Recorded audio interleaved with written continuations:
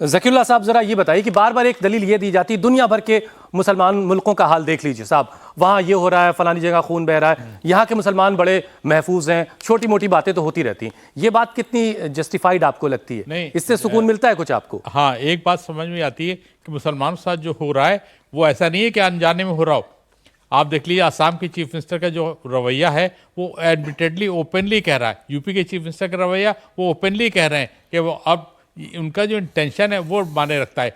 मुल्क के साथ काफी लोग ऐसे हैं जो अभी भी हिमायतदार हैं और कहते हैं, वो योगी जी पूछ रहे हैं ना हाँ, कि मस्जिद के सामने से शोभा यात्रा क्यों नहीं निकल सकती? भाई बताइए आप क्या शोभा यात्रा निकले, लेकिन शोभा यात्रा का इंटेंशन क्या है? इंटेंशन इसलिए होता है कि मस्जिद के सामने खड़ा करके डीजे बजाते हैं और उनको इरिटेट करते हैं। ये नहीं होना चाहिए। निकलने को तो कहीं भी निकल सकते हैं।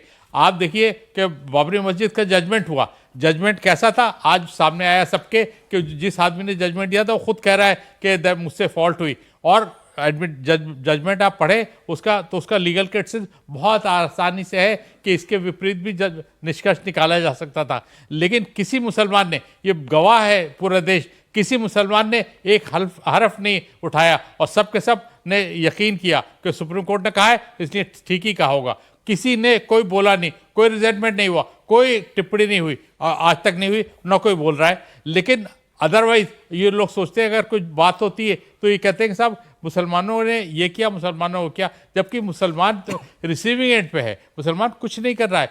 मुसलमानों को थोड़ा सा एजुकेशनल का थोड़ा सा अभाव है, इसलिए वो थोड़ा सा बातें हो रही है जो वही हालात। मुसलमान पत्थरबाज है, पत्थरबाज वगैरह किया है क्या? जिसके पास कुछ नहीं होगा वो कुछ अपनी सेफ्टी तो करेगा। यहाँ तो ये कैसे ऐसे नेता, लेडी नेता है, वो कहती है जाके मुझे कभी पत्थर चलाने का मौका नहीं मिला। कर्नाटक नहीं, कर्नाटक आपको ना मिले तो अच्छा है। नहीं, कर्नाटक में जाके कहती है कि वो अगर किसी के पास किसी बच्चे को ना मिले तो अच्छा है। किसी के पास ना हो तो चाकू ले ले और चाकू लेके बैठा रहे घर में कोई है। क्योंकि जितने मुसलमान हैं, आर्टिजन्स हैं, प्लम्बर्स हैं, ये मैनुअल वर्क करने वाले सारे मुसलमान हैं।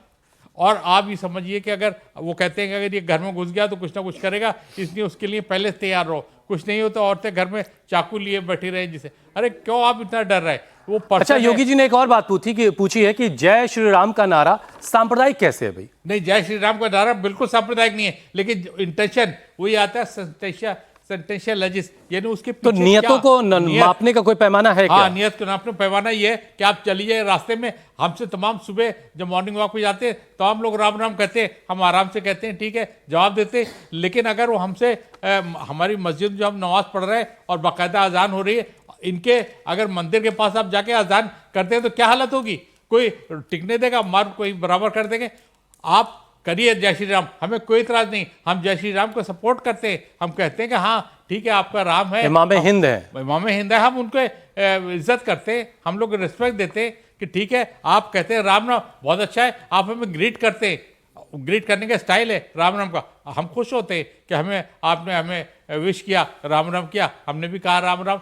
लेकिन अगर आप जाके हम नमाज पढ़ रहे हैं उसके बराबर आप डीजे लगा के चिल्ला रहे हैं कि वो कर, इसका मतलब क्या है? जावेद साहब जरा आप समझाइए, कांवड़ रूट पर या फिर सावन का महीना चल रहा है, नॉनवेज के होटल दुकानें सब बंद कर दी जाएंगी, तो बहुत सारे मुसलमानों ने ये इल्ज़ाम लगाया कि साजिशन हमारे कारोबार को बर्बाद करने की कोशिश हो रही है।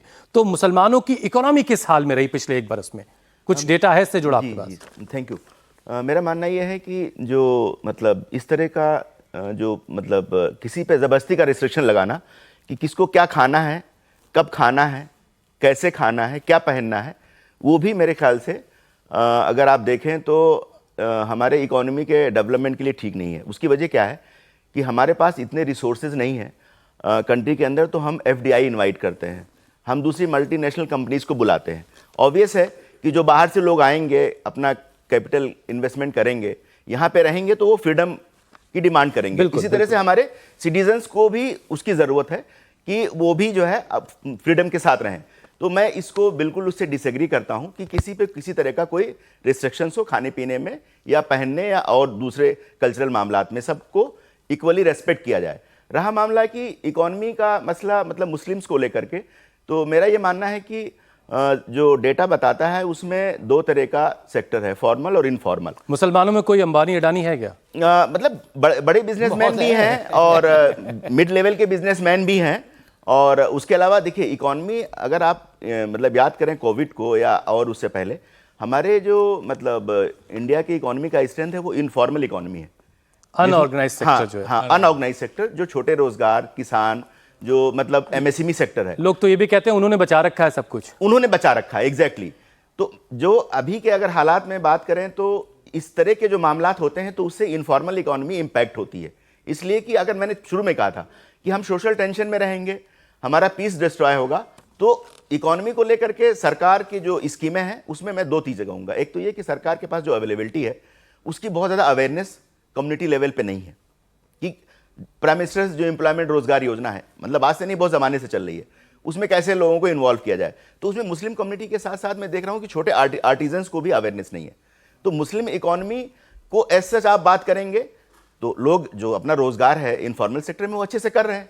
जहां तक मामला रहा फॉर्मल सेक्टर का, तो नकवी साहब ने जैसे कहा, तो इन्होंने कुछ डेटा दिया। अभी जल्दी ही एक मतलब रिपोर्ट आई है और उसमें ये देखने को मिला कि उन्होंने पूरे सेंट्रल मिनिस्ट्रीज में रिप्रेजेंटेशन को देखा अलग अलग कम्युनिटी वाइज, और देखना भी चाहिए। रिप्रेजेंटेशन बहुत इंपॉर्टेंट है, चाहे वो गवर्नेंस इंस्टीट्यूशन हो या पॉलिटिकल इंस्टीट्यूशन हो। अब रहा मामला उसमें कि परसेंटेज मुस्लिम्स का कितना है, तो मैं जो कैलकुलेट किया वो 1.6% है अक्रॉस सारे मंत्रालयों में, तो हमारे अधिकारियों पास का। जो है 54 डिपार्टमेंट और जो मिनिस्ट्रीज हैं उसमें कुल 11,000 में कुछ 172 मुस्लिम्स हैं।